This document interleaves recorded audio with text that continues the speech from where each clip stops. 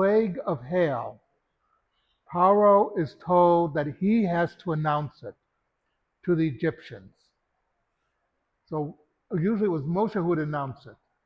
But this time Hashem says to Moshe to tell Pharaoh, you will tell the people what I'm about to do.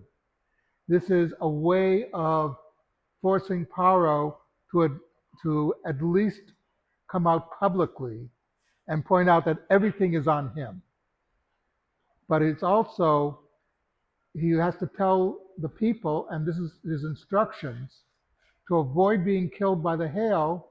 They have to be inside, they have to have their slaves and their livestock inside.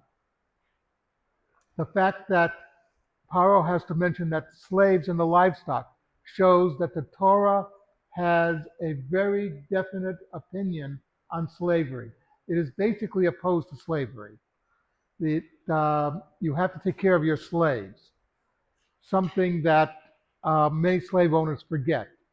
Slave is not an object, he's a human. And when Pharaoh, after the hail, Pharaoh says, okay, Moshe, who's going to be going with you for this prayer service that you plan to have, this worship? And Moshe says, everybody. And he says, let the men go, but you got to leave the children behind. What are they going to do with this? And Moshe picks up right away that the children will be hostages. And Moshe replies, no, we do not leave anyone behind. It's all or nothing, basically. All the Jews are leaving for this service. Even the smallest child, even the babies, everyone, which is a very definite Jewish principle being expressed here. We do not leave anybody behind. We care about each and every Jew. This is where it comes from. And a lot of people say, well, Jews only care about themselves. That's not exactly true. I mean, we do care about each other. We worry about each other. But we also worry about society in general. That's why you have places like Mount Sinai and other Jewish hospitals. That's why when a disaster strikes anywhere in the world, usually you might have the Americans show up first or the Israelis show up first.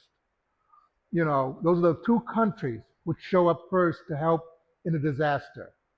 The United States, you can understand, is a rich country. Israel's a small little country, and yet Jews are there. But we do have to take care of our own first. One of the things I was taught in Albania. In Albania, you do not see homeless because an Albanian, it is an embarrassment that he has a family member who has no home. And the same thing should be about Jews. It should be an embarrassment to us that we have somebody who's poor and can't afford to have a home. You might have a mental problem. We take care of that person. That there should not be a homeless, no matter what the reason. We'll take care of them. And that's also another important lesson from this week's Parsha, that you have to take care of your brother, your fellow Jew. He's your brother. You take care of him first before you worry about somebody else. But don't think you're off the hook about the other person. Okay?